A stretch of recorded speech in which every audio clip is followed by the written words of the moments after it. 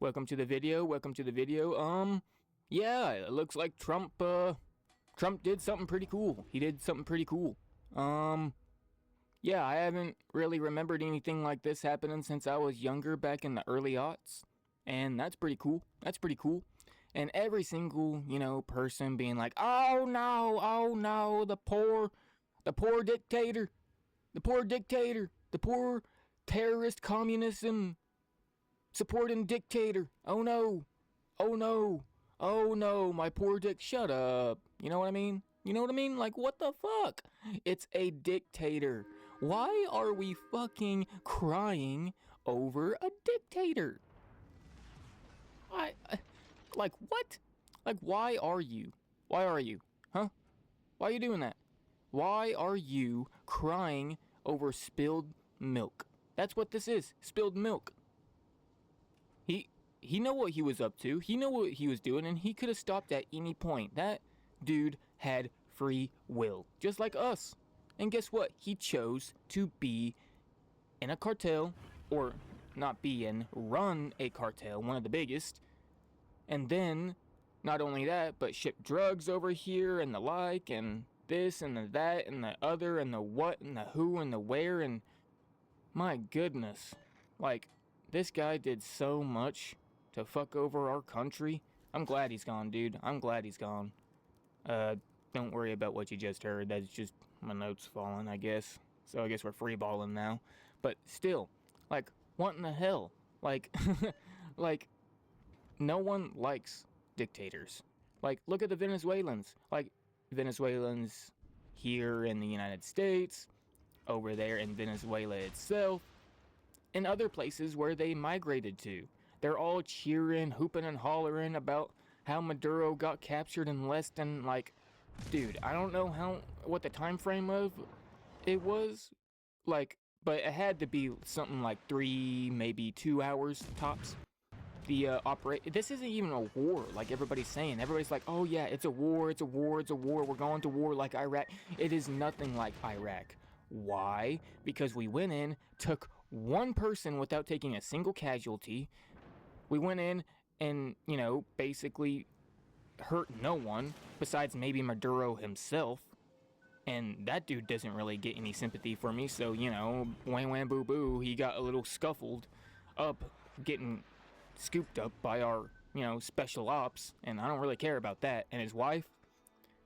I don't know, man. I don't know. I see the reason why, and I think it's funny in my opinion why we took her, so there's a W there, Hey, fuck you. You're gonna terrorize everybody in our nation? We're gonna take you and your wife. How about that, pig fuck?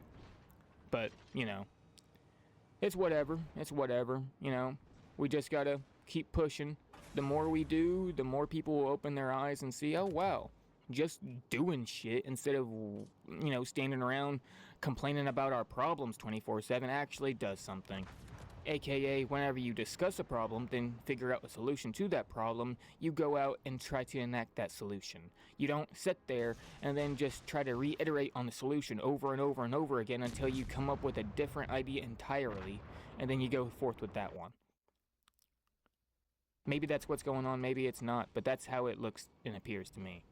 And it gets tiring, dude. It gets tiring. Real tiring. And thankfully, we now have, someone in there that will actually do something. And not only him, but we got Rubio, we got, oh yeah, and Bongino, fucking Dan the man, fucking dropped out of the FBI. I can't wait until he says something about what's going on. He said something about black pillars and grifters and shit, and that sounds interesting to me. That sounds very interesting to me. I wonder who he's talking about. Sounds like Candace Owens and Tucker Carlson and... But that's for the grifters side. I have no idea who he's, like, the black pillars are. Maybe Tim Pool? Maybe? I can't tell. You know what I mean? Like, I don't know. I don't know if he's talking about him. I don't know if Dan Bongino's talking about Tim Pool. Tim Pool. Not Tim Waltz, by the way. Not Tim Waltz at all. Tim Waltz is a pussified baby freak that almost got into the White House, which is very, very scary if you think about it for 2 seconds, because if that motherfucker got into the White House, he could have became president if she biffed it, and he would have been the president. He would have been the president. That's a scary thought. And holy crap, that was so close. That was so close to like actually having our country ruined, dude. Like that opened my eyes a little bit about, having to actually go out and do things. Like, I'm voting in the midterms. Like, I'm young as shit and I'm gonna go do it. So, this is my message to everybody who is trying to, I don't know, fuck over our nation. Screw you. Stop it. You're making us a little perturbed, a little frustrated with what you're doing. And if you keep at it, well, we're gonna show you the reason why you don't mess with the big dogs. The person with all the cards, the person with all the chips, the person with all the fucking, like, leverage. Like, America has all the leverage in the world. In the world, we have most of the leverage.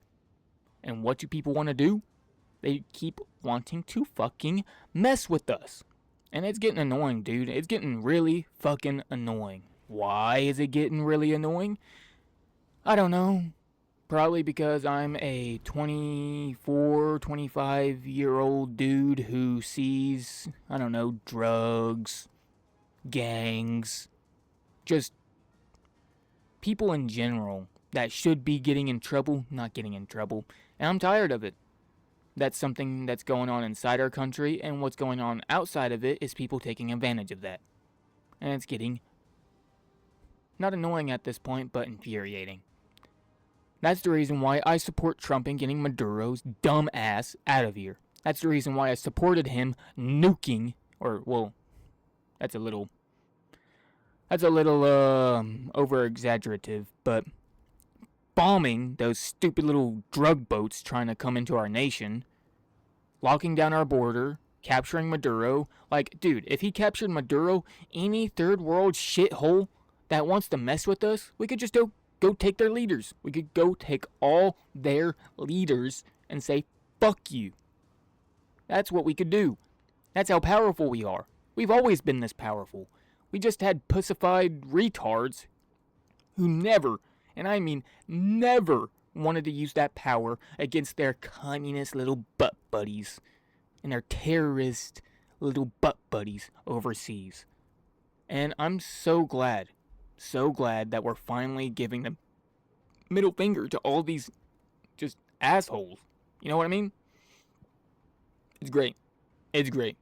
It makes me a little hopeful.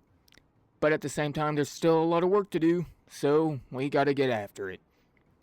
And what am I gonna do to help? Well, I guess I'm voting in the midterms. And for anybody young like myself, I suggest you do so as well. And I suggest you go with the people who have been making a lot more sense than the people who claim to be on the side of common sense. AKA the Democrats. They've claimed all this virtuistic crap over and over and over again until it's basically just doesn't mean anything. Like, whenever I hear them squawk about anything, it's just noise at this point. Now, sometimes something interesting could pop up and they could have a point that has some merit to it. But that's so rare and few and far in between that you actually have to go searching for it, and it's infuriating and annoying. Anyways, yeah, Trump took a W, Maduro is a shitbag, and I hope we get Greenland. And on top of Greenland, I really, really, really hope we bag another fucking, shit, at this point, let's just fucking roll over Mexico at this point. Tell them to stop it with all the fucking cartels and shit, and if they don't, fuck them. You know what I mean? Like, I do not want to deal with these motherfuckers anymore. Like, I don't want to know the fact that they are terrorists, basically, on the other side of our border. I don't want that. I don't like that feeling. I never liked that feeling. And that's what I've always looked at the cartels as terrorists. Because I've seen those beheading videos whenever I was younger. I was around for the time when you could just look up beheading videos on YouTube. I was around for that time. And guess what?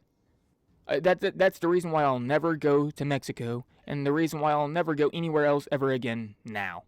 Because fuck getting tortured to death for being American. Anyways, yeah, I'll never leave America. I love America. Other than that, I guess that's all. This is my little rant about Maduro and Trump and the whole like space right now, I guess, on the internet. So like and subscribe, and I guess I'll see you later. Bye bye.